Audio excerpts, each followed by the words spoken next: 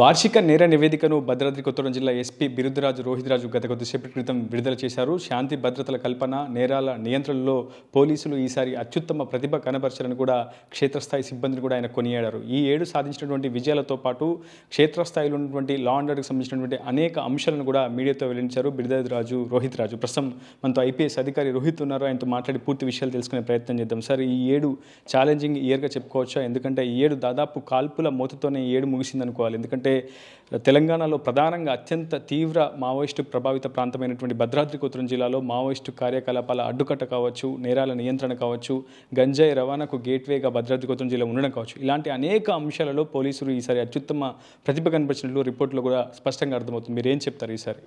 So ఈసారి మీరు అన్నట్టుగా కూడా ఎల్డబ్ల్యూ పాయింట్ ఆఫ్ వ్యూలో చూసుకుంటే ఈసారి మనకు రెండు మేజర్ ఎక్స్చేంజ్ ఆఫ్ ఫైర్లు అయ్యాయి. అండ్ మోర్ ఓవర్ ఈ ఇయర్ సరెండర్స్ కూడా 35 మెంబర్స్ సరెండర్ అవ్వడం జరిగింది. దాంట్లో ఏసీఎం ర్యాంక్ అంటే ఏరియా కమిటీ మెంబర్, అతని పైన కూడా 4 lakhs రివార్డీస్, వీళ్ళు కూడా ఒక 15 మెంబర్స్ మనకు సరెండర్ అవ్వడం జరిగింది. అంతేకాకుండా అరెస్ట్ కూడా ఈసారి స్టేట్ కమిటీ మెంబర్ను అరెస్ట్ చేయడం జరిగింది. టోటల్గా కూడా 60 మెంబర్స్ను అరెస్ట్ చేయడం జరిగింది. అంతేకాకుండా మన పోలీస్ ఏదైతే ఆపరేషన్ చేయూత కార్యక్రమం ద్వారా ఇంటీరియర్ ఏరియాస్కి వెళ్ళి వాళ్ళని మోటివేట్ చేయడం వల్ల మనకు మంచి ఫలితాలు అనేది వచ్చాయి. అదేవిధంగా గంజాయి రిలేటెడ్ కూడా చూసుకుంటే మన డిస్టిక్ బార్డర్ డిస్టిక్ కాబట్టి అదేవిధంగా it is like A gateway to Telangana అయిపోయింది. సో టాస్క్ ఫోర్స్ టీమ్స్ అదేవిధంగా పర్మనెంట్ చెక్ పోస్టులు ఏర్పాటు చేయడం, ఈసారి లాస్ట్ ఇయర్ తోటి కంపేర్ చేసుకుంటే కూడా ఒక 45% ఆఫ్ కేసెస్ ఇంక్రీజ్ అవ్వడం జరిగింది, ఎన్డీపీఎస్ కేసెస్. అదేవిధంగా టోటల్ ప్రాపర్టీ సీజర్ కూడా మనకు నియర్లీ 90 crores ప్రాపర్టీ సీజ్ చేసి డిస్పోజ్ చేయడం జరిగింది. యాంటీ నక్సల్స్ ఆపరేషన్లో చాలా చురుగ్గా పోలీసులు పాల్గొంటున్నారు. కానీ సేవా కార్యక్రమాల్లో మీ శైలి ఏ విధంగా ఉంటుంది? ఎందుకంటే పూర్తిగా ఆదివాసీ గిరిజన ప్రాంతం, అక్కడ క్షేత్రస్థాయిలో న్యూట్రిషన్ కొరత స్పష్టంగా పిల్లల్లో కనిపిస్తుంటుంది, నిరక్షరాస్యులు ఎక్కువగా ఉంటారు. సో ఎస్పెషల్లీ మావోయిస్ట్ కారిడార్లో పోలీస్ శాఖ ఎలాంటి సేవా కార్యక్రమాలు నిర్వహిస్తుంది? డెఫినెట్లీ అండి, మీరు అన్నట్టు కూడా లైక్ ఇంటీరియర్ ఏరియాస్లో పోలీస్ ప్రజెన్స్ అనేది చాలా ఇంపార్టెంట్. వాళ్ళకి ఏంటంటే గవర్నమెంట్ అంటే పోలీస్ అనే విధంగా మా లోకల్ పోలీసు అదేవిధంగా ఎస్హెచ్ఓ లెవెల్లో కూడా మెడికల్ క్యాంప్స్ నిర్వహించడం, అదేవిధంగా ఏవైతే చదువుకున్న పిల్లలు ఉన్నారో ట్రైనింగ్ క్యాంప్స్ కండక్ట్ చేయడం, ఇవన్నీ కూడా చేస్తున్నాం. అంతేకాకుండా స్పోర్ట్స్ ఫెసిలిటీస్ 2 కోట్లతోటి ఇండోర్ స్పోర్ట్స్ ఫెసిలిటీస్ దుమ్ముగూడెంలో మనము కన్స్ట్రక్షన్ చేస్తున్నాము.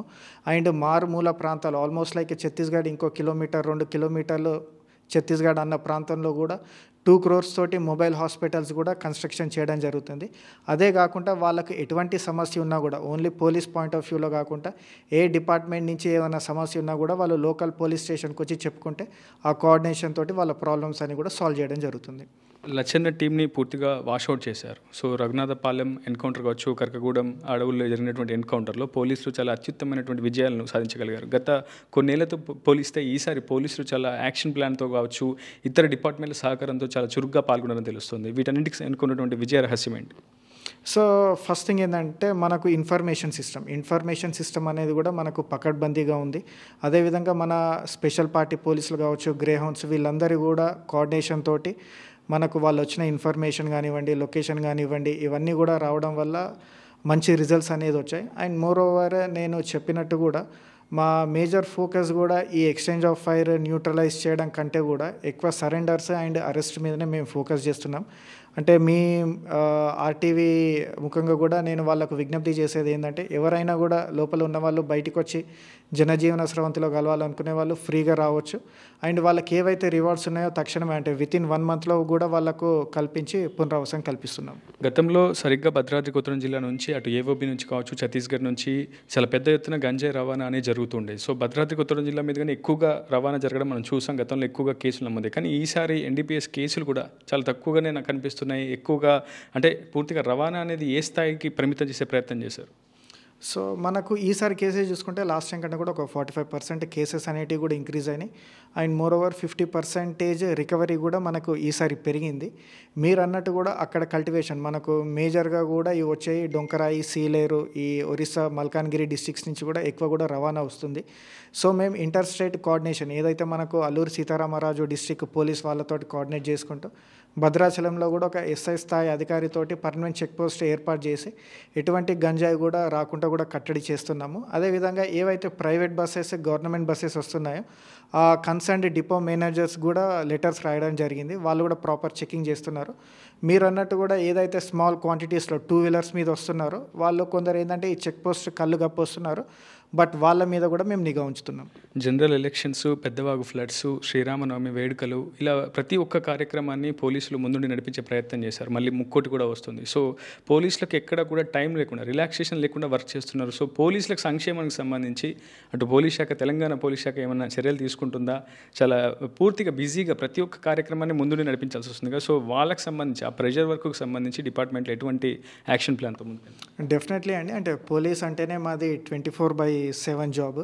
ఏ ఎమర్జెన్సీ వచ్చినా కూడా, ఏ డిపార్ట్మెంట్ ఇష్యూ వచ్చినా కూడా ఫస్ట్ ల్యాండ్ అయ్యేది పోలీస్ డిపార్ట్మెంట్. డెఫినెట్లీ మీరు అన్నట్టు కూడా ఈ స్ట్రెస్ అవి ఇవి కూడా కొంచెం డిపార్ట్మెంట్లో అధికంగా ఉంటాయి. బట్ వీటన్నిటిని కూడా మిటిగేట్ చేయడానికి కూడా మేము మోటివేషనల్ క్లాసెస్ తీసుకోవడం, యోగా, అండ్ మోర్ ఓవర్ డిపార్ట్మెంట్కి కూడా మెయిన్ ఇంపార్టెంట్ ఫిజికల్ ఫిట్నెస్, అది కూడా మెయింటైన్ చేస్తున్నాము. మీరు అన్నట్టు లీవ్స్ అయినా ఇతర వెల్ఫేర్ మెజర్స్ అయినా కూడా మా లెవెల్లో, యూనిట్ ఆఫీసర్ లెవెల్లో కూడా వాళ్ళకు వెసులుబాటు కల్పించడం జరుగుతుంది. మొత్తంగా జిల్లాలో నేరాల నియంత్రణ కోసం తమ చేసినటువంటి ప్రయత్నాలన్నీ ఫలించాయని చెప్తున్నారు ఎస్పీ బిరుదురాజు రోహిత్ రాజు. భవిష్యత్తులో కూడా ఇదే శైలిని, దూకుడిని కొనసాగిస్తూ అటు మావోయిస్టు కార్యకలాపాలను అడ్డుకట్టవేయడంలోనూ, అటు గంజాయి రవాణాను అడ్డుకట్టవేయడంలోనూ తమ వంతు ప్రయత్నం చేస్తున్నారు. మావోయిస్టులు ఎవరైనా సరే జనజీవన స్రవంతిలో కలిసి వస్తే పూర్తి స్థాయిలో వాళ్ళకి రావాల్సినటువంటి బెనిఫిట్స్ విషయంలో కూడా ప్రభుత్వంతో మాట్లాడి అన్ని విధాలు సహకరిస్తామని చెప్తున్నారు ఎస్పీ రోహిత్ రాజు. అసలైన తొలి వెలుగు. ఫాలో వాట్సాప్ @తొలి వెలుగు అఫీషియల్.